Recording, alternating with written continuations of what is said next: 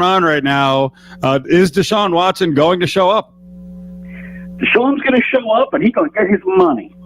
And I'm peacocking a little bit today because, well, I've been the only guy in town saying this now for 2 months. Deshaun should show up, make the Texans send him home, and protect his dollars. And it's not about the money. He wants to get traded. He doesn't trust the owner. How long we've been doing this, fellas? It's always about the money.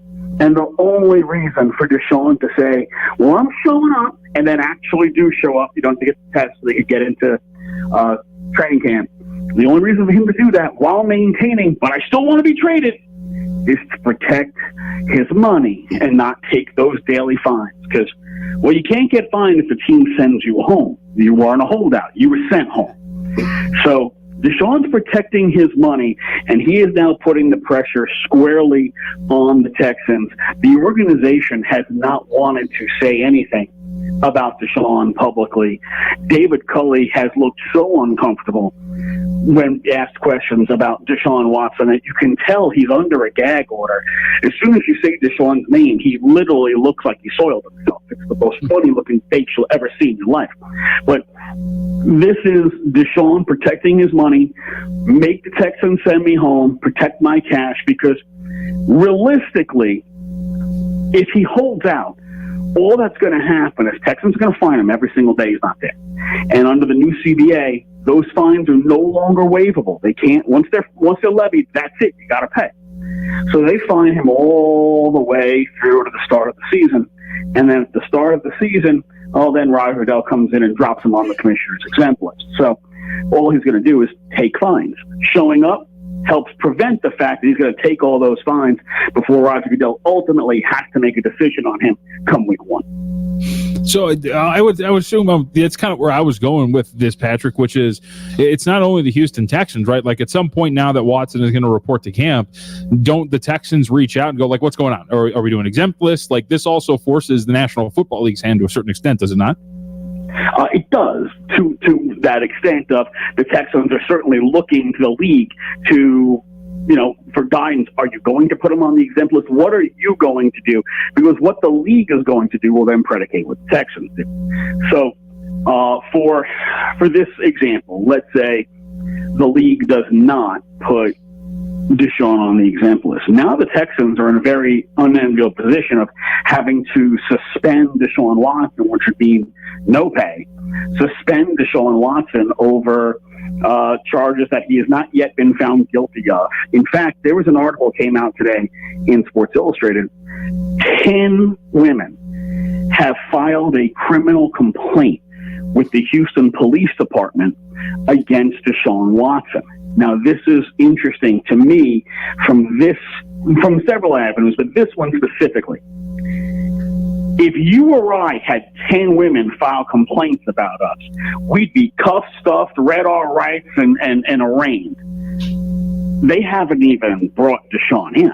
I mean, they're literally communicating through Rusty Harden.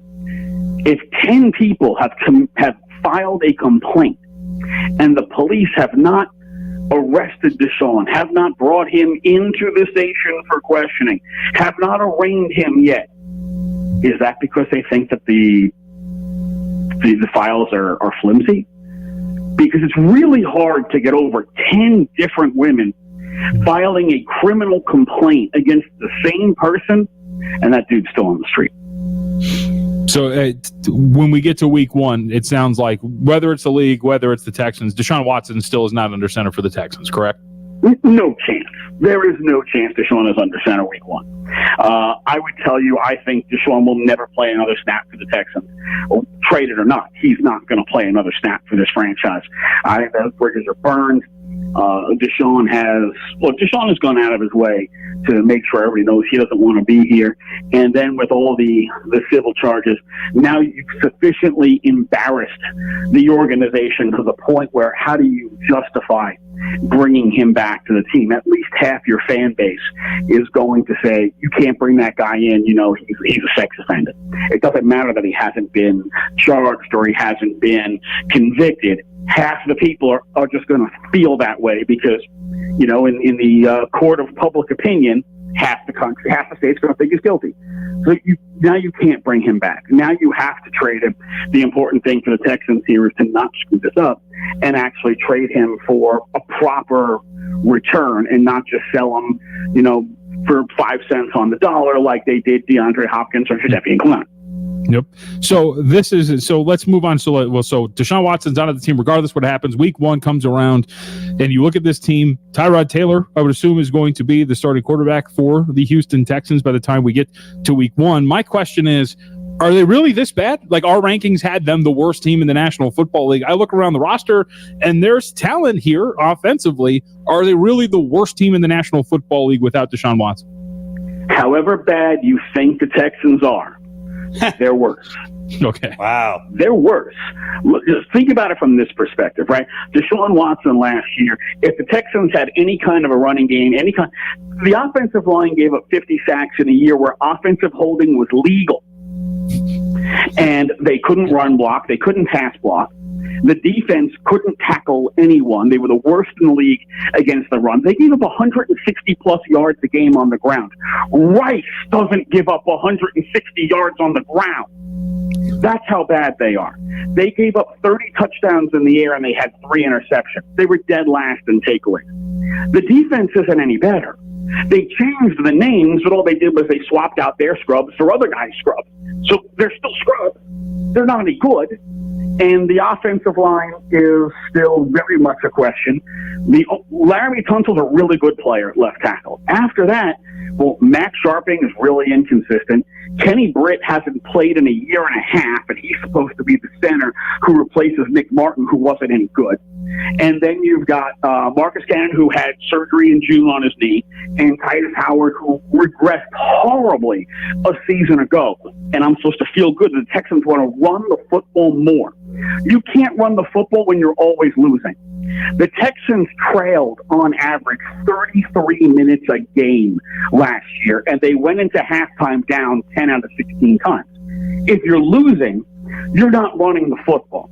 If your offensive line isn't any good, well, you're not running the football. If you don't have receivers who can stretch the field or a quarterback who can throw down the field and check down Tyrod is not that guy, why is anybody not going to put 8 guys in the box and say, go ahead, throw it? I freaking dare you. I feel much more comfortable in the Texans winning 0 games than I do in them winning 5. All right, strong stuff. Right. Patrick Creighton, ESPN Houston, is with us. We're talking about the Texans. We have them ranked 32nd in the league. After all that, I'm not sure that any question really matters, but they picked up Anthony Miller. Why did they do that? Is this a sign of other moves to come, especially at receiver?